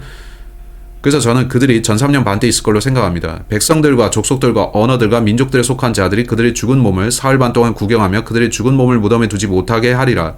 이하의 본문 아까 봤죠. 11절 보세요. 사흘 반이 지난 뒤에 하나님으로부터 온 생명의 영께서 그들에게 들어가심으로 그들이 자기 발로 일어서니 큰 두려움이 그들을 보는 자들을 덮치더라. 적그리스도가 암살했다가 사탄이 육화되면서 다시 살아나는데 그는 두 증인을 패배시킵니다. 어느 쪽 이야기가 뉴스를 더 크게 장식하게 되겠습니까? 두 증인이 부활일까요? 아니면 적그리스도의 부활일까요? 적그리스도의 부활은 거짓 부활입니다. 두 증인은 휴거되는데 이제 13절 지진이 있습니다. 13절에서 지진으로 7,000명의 사람이 죽습니다. 얼마나 이상한 일입니까? 구약에서 엘리야의 때에 대다수 사람들이 하나님을 등졌고 엘리야는 하나님을 따르는 사람은 자신만 남았다고 생각했습니다. 한데 주께서는 그에게 내게 바알에게 경배 드리지 않은 7,000명이 아직 있다 하셨죠. 하나님께서는 구약의 그 7,000명을 보호하신 겁니다. 근데 이상한 것은 여기 계시록에서는 7,000명이 죽는다는 겁니다. 7,000명. 하필 7,000명인데 앞에 구약에서는 보호받았다가 여기서는 7,000명이 죽습니다. 흥미로운데 안 그렇습니까? 이렇게 죽는 사람들이 있고 보세요. 이 구절에서 남은 자들이 두려워서 놀라며 하늘의 하나님께 영광을 돌리더라. 이 남은 자들은 누구인가요? 죽지 않고 남은 유대인들입니다. 적그리스도를 거절하고 광야로 도피하게 될 그 유대인들입니다. 우리는 다음 주에 계시록 12장에서 하나님께서 보호하실 그 남은 자들을 볼 겁니다. 둘째 화가 지나갔으며 보라 셋째 화가 속히 오리라 하더라. 자, 그 다음 볼 단락은 휴거 이후에 천년왕국 기간과 연관되는 것 같습니다. 그래서 우리는 큰 힘보자 심판석을 여기서 보는 건데 말씀드릴 것은 많지만 시간이 모자랍니다. 계시록 12장을 잠시 보겠습니다. 14절입니다. 그 여자가 큰 독수리의 두 날개를 받았으니 이것은 그녀가 광야고 그녀의 처소로 날아가 거기서 그 뱀의 얼굴을 피해 한 때와 1년이죠. 두 때와 2년이죠. 또 반 때 6개월입니다. 그래서 이것들을 합치면 총 3년 반이죠. 동안 양육받게 하려 함이더라. 뱀이 자기 입에서 여자의 뒤로 물을 홍수같이 내뿜어 3년 반 동안 비가 오지 않았다면 그는 어디서 물을 얻겠습니까? 그들의 사역은 이때 끝난 거고 그래서 비는 다시 옵니다. 그녀를 홍수에 떠내려가게 하려 하였으나 뱀이 자기 입에서 여자의 뒤로 물을 홍수같이 내뿜어 그녀를 홍수에 떠내려가게 하려 하였으나 땅이 여자를 도우며 자기 입을 벌려 용이 그 입에서 내뿜은 홍수를 삼키니. 자, 우리는 3년 반 동안 보호받는 유대인들을 보는데 구약에서는 그들이 40년 동안 광야에 있었지만 이제는 3년 반 동안 광야에 있을 겁니다. 하나님께서 이스라엘을 지키셔서 40년간 광야에서 만나를 내리셨듯이 이때도 광야에서 하나님께서는 같은 일을 하실 겁니다. 3년 반이긴 하지만요. 자, 이걸 드리고 마칠 텐데 오늘 다룰 게 많지만 제3성전 말이죠. 네, 그들이 성전을 재건한다면 언약궤는 어떻게 될까요? 계시록 11장의 끝구절은 언약궤에 대해 나옵니다. 이에 하늘에 있는 하나님의 성전이 열리고 그분의 상속 언약의 궤가 그분의 성전 안에 있는 것이 보였으며 번개들과 음성들과 천둥들과 지진과 큰 우박이 있더라. 하늘에 언약궤가 있습니다. 오케이. 이 땅에는 언약궤가 있습니까? 누구도 이전 성전 안에 있던 언약궤가 어디로 간지 모릅니다. 혹자는 그게 숨겨져 있다고 합니다. 혹자는 언약궤가 하늘로 휴거됐다고도 말하고요. 저는 히브리서를 다룰 시간은 없는데 이건 여러분의 오늘 숙제입니다. 히브리서를 읽어보세요. 히브리서 8장입니다. 하나님께서 모세에게 이 땅에 성막을 지으라 하셨고 그가 하늘에 있는 성막의 모형 혹은 그림자였다고 합니다. 따라서 언제나 두 성막, 두 언약궤가 있는데 하늘에 언약궤가 있으면 또 모세와 그의 기술자들이 만든 이 땅의 언약궤도 있죠. 이 땅의 언약궤는 어떻게 됐을까요? 혹자는 그게 숨겨져 있다고 말합니다. 론 와이어트라는 사람이 그걸 발견했다 합니다. 그들은 예레미야가 그걸 숨겨놨다고 추정합니다. 자, 이걸 말씀드리며 마칠 텐데 이건 단지 이론이고 저는 땅의 언약궤에 대해서 말하는 겁니다. 그들이 제3성전을 짓는다면 구약의 그 언약궤를 거기 다시 가져올까요? 그들이 찾아냈을까요? 여기 유인물에 보시면 론 와이어트는 고대의 그 언약궤를 찾았다고 주장합니다. 그의 추정에 따르면 대언자 예레미야가 우리가 갈보리로 알고 있는 그 골고다라는 장소의 지하에 숨겨놨답니다. 전 전에 예레미야와 다니엘서를 읽다가 좀 이상한 걸 찾았습니다. 저는 와우, 그럴 수도 있겠다 했는데 제가 맞게 기억하는지 봅시다. 다니엘서 1장입니다. 다니엘서 1장을 봅시다. 이건 흥미롭습니다. 다니엘서 1장. 저는 이걸 읽었던 겁니다. 유다왕 여호야김의 통치 제3년에 바벨론왕 느부갓네살이 예루살렘으로 와서 그곳을 에워쌌더니 주께서 유다왕 여호야김과 하나님의 집 기구들 중 일부를 그의 손에 넘겨주시매. 자, 느부갓네살이 유다를 정복했지만 그는 성전의 모든 기구들을 가져가지는 않았습니다. 저는 이전에 이걸 자세히 안 봤다가 이번에 보고서 왜 일부만 가져갔지? 했죠. 기구들 중 일부를 그의 손에 넘겨주시며 그가 그것들을 신할 땅에 있는 자기 신의 집으로 가져다가 자, 그때 그가 언약궤는 가져갔을까요? 전 모릅니다. 이 사람은 주장하길 여러분이 론 와이어트에 대해 아신다면 그는 노아의 방주 또한 발견했다고 말하는 거 아실 겁니다. 시간 되시면 유튜브에서 론 와이어트를 찾아보세요. 론 와이어트입니다. 저는 그가 노아의 방주를 진짜 발견했을 거라 생각합니다. 론 와이어트. 이 사람은 많은 흥미로운 걸 찾아냈습니다. 그는 우리가 갈보리라 부르는 지역 밑을 발굴했는데 성경은 갈보리가 해골의 장소라 부릅니다. 그곳은 해골처럼 생긴 언덕이죠. 예수님은 그 언덕의 꼭대기에서 십자가 처형되셨습니다. 두 강도는 이쪽 저쪽 있었고요. 그는 자신이 그곳의 지하 동굴로 내려갔으며 그곳을 파봤다고 합니다. 그는 자신이 그 아래에 있는 동굴에서 언약궤를 발견했답니다. 그건 그가 그렇게 주장한다는 거지 저는 진위 여부는 모릅니다. 그는 제7일 안식교도라서 우리가 그를 전폭 신뢰해도 되는지는 모릅니다. 그들은 오직 믿음이 아니라 행위가 많이 들어간 교리를 주장하죠. 어쨌든 그는 찾았다고 했고 그게 거기 있었답니다. 그가 말하길 이건 그의 말입니다. 믿건 믿지 않건 여러분 소관입니다. 그는 언약궤 위에서 피를 발견했답니다. 그는 그 피를 조금 채취해서 그 검체를 실험실로 가져갔답니다. 근데 그것의 염색체가 이상했습니다. 그 피가 누구의 것이든지 그 어머니 쪽은 인간이 맞지만 인간 아버지는 존재하지 않는다는 것이었죠. 우리는 예수님이 하나님의 아들이심을 알죠. 혹시 그가 진짜 언약궤를 찾은 것일까요? 맞다면 대단한 일인데 그는 이렇게 말합니다. 성경에 보면 예수님이 죽으실 때 지진이 일어났죠. 그는 예수님이 죽으실 때 있었던 그 지진의 증거를 찾았다고 합니다. 그 지진으로 인해 언약궤가 있던 동굴 위가 갈라졌고 그분의 피가 전부 언약궤가 놓인 그 자리로 흘러내렸다는 겁니다. 와우, 이걸로 히브리서도 이해가 되는 건가요? 거기서 우리의 언약은 황소와 염소의 피로 맺은 언약보다 더 나은 언약이라고 합니다. 어떻게 짐승의 피로 언약궤에 다시 제사를 드리나요? 예수님의 피가 더 능력있고 나은 피인데 말이죠. 유대인들은 그 사실을 받아들여야 합니다. 이건 그의 발굴 현장 사진인데 유대인들은 누구도 현장에 접근하지 못하게 막았고 이스라엘 정부는 언약궤의 위치를 알고 있는 것 같습니다. 그들은 자기들이 필요할 때 거기서 언약궤를 가져올 거라는 얘기죠. 질문이 있습니다. 그들은 실제로 사람들을 거기로 보냈는데 그들은 거기서 죽었답니다. 네, 맞습니다. 어떤 제사장들 중에 일부가 그 안에 들어갔다가 죽었답니다. 제사장들만 언약궤를 만질 수 있죠. 다시 말하지만 이건 다 전에 들은 말이고 제가 확신할 수는 없습니다. 하지만 참으로 흥미로운 이론인데 예수님의 피가 얼마나 중요한지 아시죠? 그 피는 하늘 제단에 가 있을 뿐 아니라 히브리서에 따르면 그의 피는 하늘 지성소에 들여졌죠. 예수님의 피는 하늘에 있고 또 저 아래에도 있을 수 있죠. 흥미롭죠. 당신이 유대인이라면 그걸 받아들여야 합니다. 다시 구약 제사를 드리면 안 되는데 그렇죠. 그건 하나님의 얼굴에 침 뱉는 행위입니다. 하나님, 당신의 피로 충분치 않습니다. 다른 게 필요합니다. 하는 거죠. 언약궤를 발견했다고는 이 사람에 대해 흥미로운 사실이 있는데 이건 그 언약궤의 그림 묘사입니다.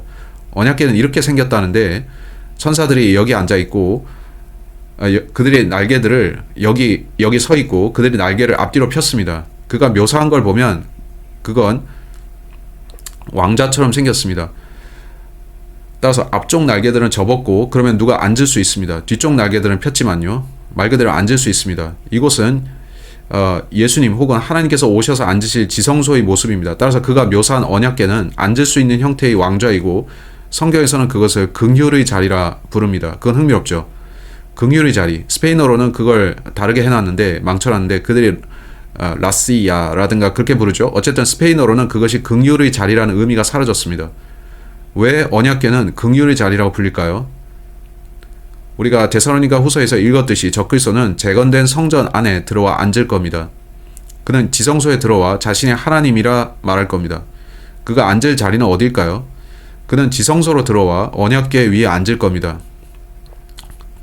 언약궤는 긍휼의 자리라 부릅니다. 구원받지 못한 사람들이 제게 이런 말을 합니다. 성경은 말도 안 되는 책입니다. 어떻게 언약궤 위에 가서 앉을 수 있다는 겁니까? 그건 원래 의자가 아닌데 말이죠. 합니다. 역사적 증거를 통해 보면 우리는 언약궤가 앉을 수 있는 의자처럼 생겼다는 걸 봅니다. 이건 적그리스도도 앉을 수 있는 의자입니다. 대단하죠? 우리가 역사적 또 고고학적 사실들을 찾다 보면 성경이 진리라는 걸 더 알게 됩니다. 그러면 여러분은 성경이 진리라는 사실을 외면할 수 없죠? 저는 재건될 성전을 기다리는데 사람들이 제게 하는 질문 중 하나가 성전이 휴거 전에 지어지나요? 아니면 이후에 지어지나요? 하는 거죠. 제 대답은 그게 중요하냐는 겁니다. 어쨌든 성전은 다시 지어질 거고 경배가 드려질 겁니다. 지금 우리가 그들이 성전 짓는 걸 혹시 보게 되면 저는 하늘을 볼 겁니다. 그러면 휴거가 아주 가깝다는 걸 알 테니까요. 어쩌면 휴거 이후에 지어질 수도 있고요. 우리가 아는 것은 적그리스도가 7년 조약을 맺는다는 거죠. 내가 당신들과 7년 조약을 맺겠다. 그는 그 언약과 함께 시작되고 성전은 실제적으로 휴거 이전엔 지어지지 않다가 그 후에 지어질 것 같습니다. 이 모든 게 연결되어 있죠. 이 문제에 대해 질문 있나요? 로라, 말씀하세요. 이전에 저는 모세는 실제로 죽은 건 아니었을 거라 생각했는데 이걸 조금 더 설명해 주시기 바랍니다. 네, 성경은 그가 죽었다고 말씀합니다. 해당 구절 빨리 보여드리겠는데 제 노트에 구절이 쓰여져 있습니다. 모세가 무엇의 모형인지 다시 설명해 주시겠어요? 자, 34장. 오케이. 신명기 34장. 모세는 120년을 살고 실제 죽었습니다. 신명기 34장 5, 6절.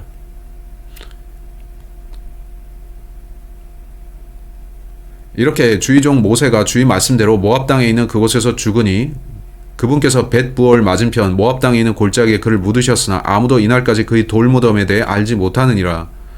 자, 왜 그렇죠? 천사장 미가엘이 그를 다시 데려가서 그렇죠?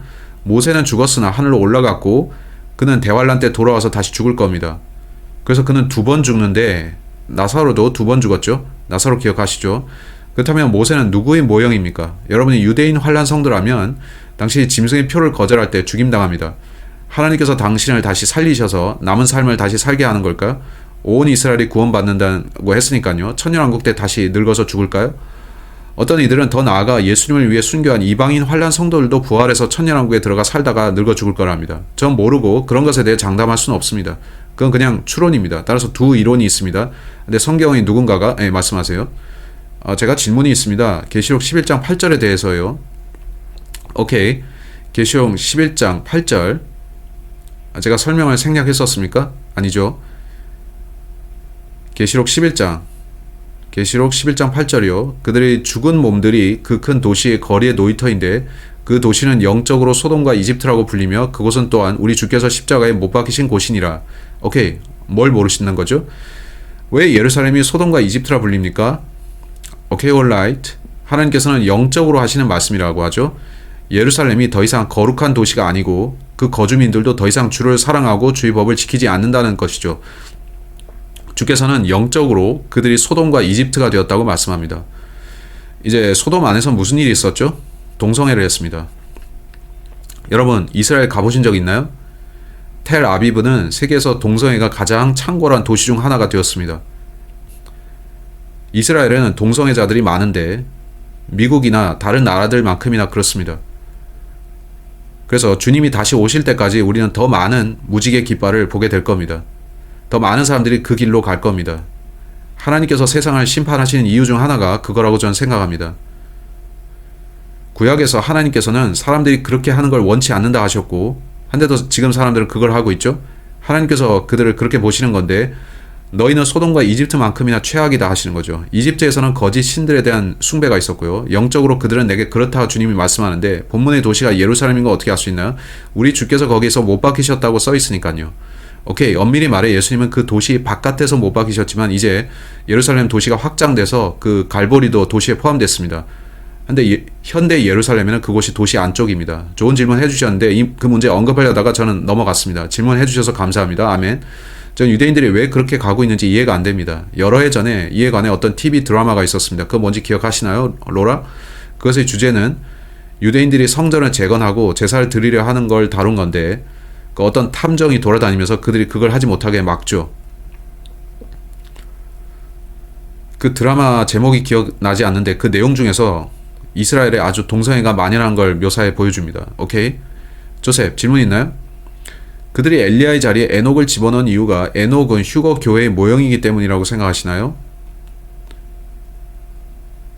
예, 많은 사람들이 엘리야 대신에 에녹을 집어넣는데요. 그들은 한 번 죽는 것은 모든 사람들에게 정해졌고 그 뒤에 심판이 있다는 구절을 인용하면서 그들은 모든 사람이 죽어야 된다고 합니다.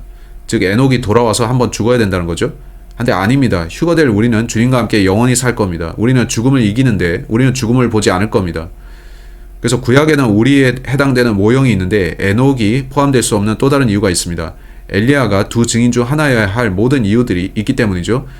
그들은 모든 사람이 죽어야 한다는 기준으로 에녹을 밀어붙이는데 휴거 때 우리는 어떻게 됩니까? 우리는 죽지 않고 올라가는데 그 사람들한테 물어보면 우리가 죽어야 된다고 하겠죠? 제가 휴거 될 때 죽어야 된다고요? 휴거 때 제가 으아 하고 한번 죽었다가 살아서 올라가나요? 끝 이상하게 들리죠. 휴거는 죽음에 대한 승리이고 죽지 않고 가는 겁니다. 그게 아니라면 우리는 그 찬송 더 이상 못 부를 겁니다. A glorious light, surely go without dying, caught up in the clouds without sickness. 따라서 저는 에녹은 아니라 봅니다. 이 영상을 보신 분들이 모세와 엘리야가 두 증인이라는 점을 아시게 되길 바랍니다. 사람들은 이 문제로 계속 논쟁하는데 전 논쟁을 원치 않습니다. 또 질문 있습니까? 적그리스도가 얼마 동안 죽어 있습니까? 네, 적그리스도가 얼마나 죽어 있을지 그 기간은 나와 있지 않은데 제 생각에는 사흘 반일 것 같습니다. 예수님의 경우처럼 사흘낮 사흘 밤일 수가 있겠죠. 적그리스도는 모든 점에서 예수님을 따라하는데 그는 분명 구약의 모든 예수님 관련 구절을 자신에게 적용하고 그리스도를 자칭할 겁니다. 예수님은 사흘낮과 사흘밤 동안 땅의 심장부, 중심부에 계셨는데 그건 마태복음에 나오죠. 12장이든가 사흘낮과 사흘밤 동안 요나가 그랬듯이 사람의 아들도 그렇게 된다고 했죠. 예수님은 사흘낮과 사흘밤 동안 무덤에 계셨고 제 생각에 적그리스도도 사흘낮과 사흘밤 동안 죽어 있을 것 같습니다. 두 증인도 사흘 동안 죽어 있습니까? 그렇죠? 그래서 저는 이 세 명이 동시에 죽을 거라 생각했다가 본문을 계속 읽다 보니까 적그리스도가 먼저 죽었다 멸망의 아들로 되살아나서 돌아오면서 두 증인을 죽일 것 같다고 생각합니다. 그러면 두 증인은 사흘 반 후에 부활할 거고요. 이건 대단한 사건일 건데 사람들은 적그리스도의 죽음에 대해서 애곡할 겁니다. 그의 죽음에 애곡할 겁니다. 성경에는 18가지, 18명의 적그리스도 모형이 나오는데 그거 아셨나요? 666입니다. 적그리스도의 숫자는 666이죠. 그중 하나의 이름은 탐무즈라는 남자입니다. 성경에 보면 그들이 탐무스를 위해 애곡합니다. 이교도들은 그들이 죽은 신들을 위해서 울죠. 세상은 적그리스도의 죽음에 대해 더 큰 관심을 가질 건데 두 증인은 테러 분자라고 불릴 거고요. 우리가 본 계시록 11장에 테러란 단어 나오죠. 진리를 설교하면 요즘 테러리즘이 됩니다. 아셨나요? 주님이 지체하신다면 이 방에 있는 우리 모두는, 성경을 믿는 우리 모두는 사람들에게 성경을 전파하는 자들이기 때문에 테러리스트가 될 겁니다. 세상은 하나님을 대적해서 그렇게 멀리 갈 겁니다. 어떤 정치 기구가 대놓고 성경의 하나님을 증오하고 성경을 믿는 크리스찬을 죽이고 있나요? 공산주의자들이 그렇게 합니다. 아멘. 공산주의자들이 정부를 장악하면 그런 일을 하죠. 저는 공산주의가 세계를 장악해 가는 것을 봅니다. 우리는 그런 일의 시작을 보고 있는데 정말 안타깝고 슬픕니다. 공산주의는 하나님을 배제하고 정부가 하나님이라 선언합니다. 그럼 어떻게 됩니까? 공산주의자들이 와서 처음 하는 말은 우리가 너희의 신이다 이죠. 그들은 하나님을 믿지 않고 스스로 사람들이 신이 되려 합니다. 온 세상을 지배할 그 남자는 긍휼의 자리, 그 왕좌에 앉아서 내가 하나님이다 할 것입니다. 하나님께서는 너는 아니다 하시겠죠. 내가 너에게 3년 반을 주었다. 그러나 너는 그걸 즐기지는 못할 것이다 하시며 주께서는 이 모든 재앙들로 가득한 잔들과 또 병들을 부으실 겁니다. 그때 세상은 정말 혼란스러울 겁니다. 지금 구원받는 게 훨씬 낫겠죠? 또 질문 있으십니까? 뉴스에 보니까 기독교가 세계에 끔찍한 위협이 된다고 말하는데 그렇게 말하는 뉴스들이 점점 늘어나는 것 같습니다. 우리가 이단이고 또 테러리스트 그룹이라고 말하는 것 같은데요. 예, 맞습니다. 왜 그렇게 되는 걸까요? 기독교가 뭘까요? 바울과 다윗은 말하길 우리가 도살당할 양떼와 같다고 합니다. 크리스찬들은 누구를 해치기보다는 차라리 죽을 사람들입니다. 예수께서는 우리가 지옥에 가는 것을 보느니 그가 죽고자 하셨습니다. 그게 진짜 사랑인데 참 기독교는 사랑이고 타인을 해치지 않습니다. 비폭력적이고 사람들을 돌아보며 그들을 지옥 대신 하늘로 가게 인도하는 겁니다. 그들이 왜 우리를 사악하다고 생각하냐 하면 그들이 죄 때문입니다. 당신이 죄에 깊이 빠져 있고 사악한 일을 하고 있는데 옆에서 누군가 당신이 잘못 살고 있다고 말하면 그 지적한 사람을 미워할 겁니다. 그들에게 가서 자기 잘못을 일깨워주고 예수님을 믿으라고 하면 그들은 자기 죄를 깨닫게 되는 거죠. 네, 그렇습니다. 그들이 당신의 선한 행실을 보면 화를 낼 겁니다. 가인과 아벨도 그런 경우죠. 바르게 행하면 하나님께서 받아주시는데 가인은 화가 나서 아벨을 죽였습니다. 하나님께서 아벨을 받아주신 걸 보고서 그는 화가 났는데 오히려 세상 사람들이 하나님 당신은 제 방식을 받아주셔야 됩니다 하는 걸 보죠. 하나님께서는 아니다 이렇게 해야 내가 너를 받아주겠다 하시는데 그들은 제 방식을 거부하는 당신은 심술궂은 하나님입니다 하지만 나는 너를 위해 죽을 만큼 충분히 사랑을 입증해 보여주었다. 이제 내가 내게 바라는 것은 믿기만 하라는 것이다. 그분의 요구가 그런데 믿음이 없이는 그분을 기쁘시게 할 수 없습니다. 그걸 믿으라고 하면 그들은 거절합니다. 구원받은 후에 우리는 그분을 위해 살고자 하고 저는 의무감이 아닌 자신의 원함으로 주를 따릅니다. 율법은 그 전체가 의무사항인데 은혜는 주님 저를 위해 그렇게 하셨으니 저도 당신과 다른 사람들을 위해 살겠습니다 하는 거죠. 이제 크리스찬들은 문제가 없죠. 우리는 양순한 사람들입니다. 우리는 길거리에서 불지르고 약탈하는 자들이 아닙니다. 사실 우리는 그런 걸 반대합니다. 악한 자들과 마귀가 왜 기독교를 미워하는지 알 수 있죠. 그 사람들의 양심을 찌르고 또 불쾌하게 만들기 때문에 싫어합니다. 내심 그들은 자기들이 나쁘고 악하다는 걸 압니다. 그들은 그 나쁜 기분에서 벗어나고 싶어 하는데 그들은 지옥길 가는 동물을 원합니다. 당신도 그들과 똑같이 되기를 바랍니다. 다들 그러고 사는데요 라는 말 들어보셨나요? 모두가 그렇게 한다면 나는 기분이 안 나쁠 거라는 거죠. 하지만 그런 걸 느껴야 됩니다. 당신이 나쁜 일을 했다면 나쁜 기분을 느껴야 합니다. 이제 예수님께 나아오면 그가 당신을 용서해 주십니다. 네, 불행히도 세상 사람들은 성경의 하나님을 미워하고 죄를 더 사랑합니다. 그래서 그들은 이 두 증인도 싫어할 겁니다. 그들은 헤이 예수님이 그리스도야. 그가 메시아이고 그가 오셔서 이 잘못된 세상을 고치실 거야 하고 말하죠. 웃기지 않나요? 이 모든 정치인들이 선거 유세 때마다 말하기를 저 찍어주세요. 제가 문제를 고치겠습니다. 바로잡겠습니다. 하는데 그들을 뽑으면 문제는 더 심각해지죠. 그들은 고치는 게 아니라 더 나쁘게 악화시킵니다. 왜 그런가요? 누가 세상을 고칠 수 있나요? 예수님만 고치시죠. 사람은 세상을 혼돈스럽게 만들 뿐입니다. 주님만이 해답인 이유가 그것입니다. 그분은 육체 안에 오신 하나님이십니다. 그래서 예수님만이 우리 세상의 문제를 고칠 수 있습니다. 오케이, 질문 있나요? 어떤 다큐에 보면 과학자들이 언약궤에서 발견된 혈액 샘플에 대해서 얘기하는데 론 와이어트 영상이 아니고 다른 유튜브 영상입니다. 그것 영상 훌륭합니다. 예, 조셉이 말합니다. 우리가 론 와이어트 영상뿐 아니라 또 유튜브에 보면 그들이 거기서 수집한 혈액에 대해서 과학자들이 다루는 영상이 있다는데 그 혈액은 보통 인간의 피는 아니라는 거죠. 혹은 절반만 사람의 피고요. 제가 그걸 다 믿는다는 게 아니라 그게 사실이면 놀랍다는 거죠. 주께서 첫 언약을 주실 때 그거는 짐승의 피로 체결되었는데 더 나은 언약은 하나님께서 생각하시길 나는 그 언약궤를 끝내고 이제 내 피가 구원하게 하겠다 하신 거죠. 그건 놀라운 일인데 저는 어서 하늘에 가서 그 언약궤를 보고 싶습니다.